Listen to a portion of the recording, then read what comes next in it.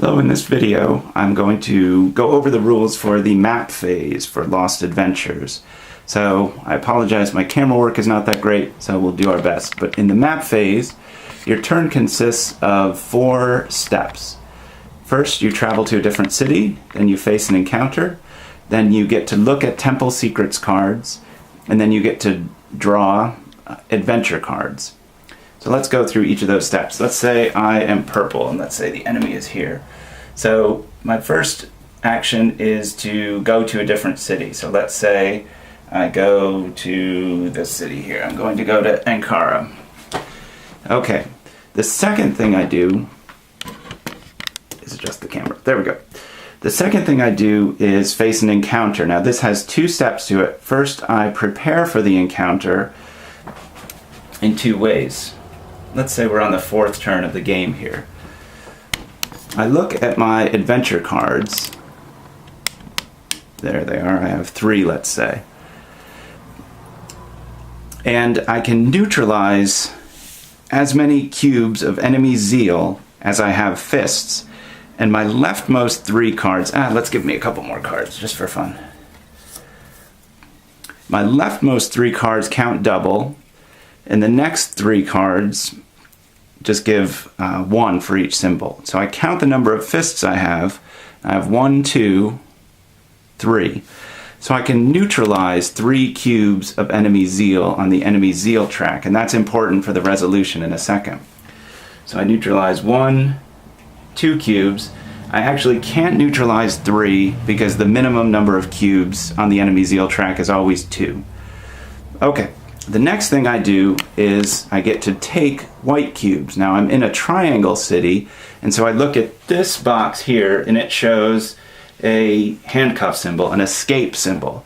And I get as many white cubes as the number of escape symbols that I have. And I have 1, 2, 3, so I get 3 white cubes.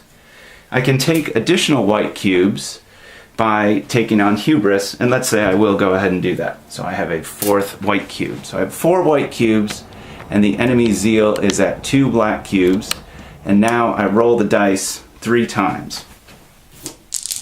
First roll, I compare the white die to the number of white cubes I have. It is less, so that means I get to advance the success track, which is the triangle track here, by the number on the die, which is 2. So I go 2. However, I rolled a 1 for the enemy, which is also less than the number on the enemy zeal track, so the enemy moves closer to me. Sorry about that. So the enemy moves 1 space closer to me. Okay, at this point, I can end the encounter, if I wish, by using a secret passage icon, which I have, but it would cost me 1 hubris. Or, at any time, I could cancel an enemy roll if I had an explosion icon, something that looks like this.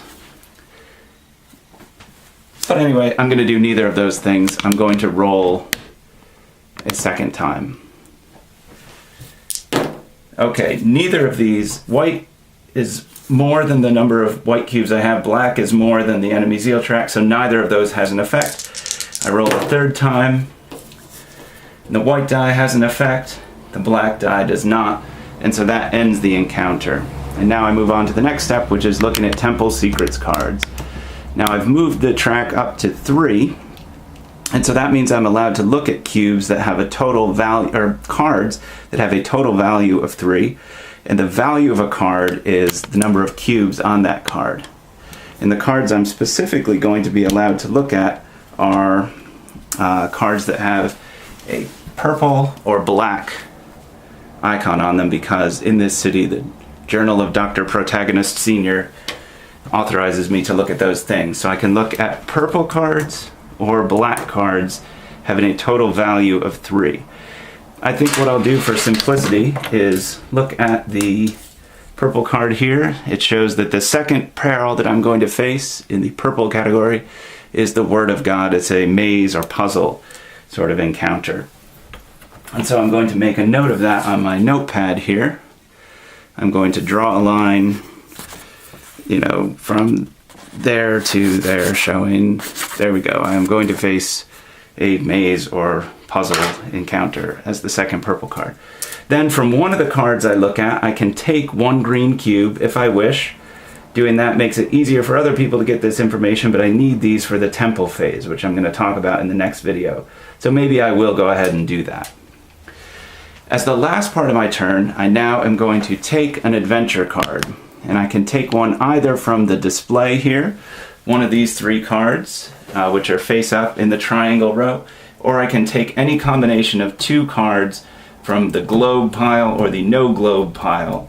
These are helpful outside the temple. These are exclusively helpful inside the temple.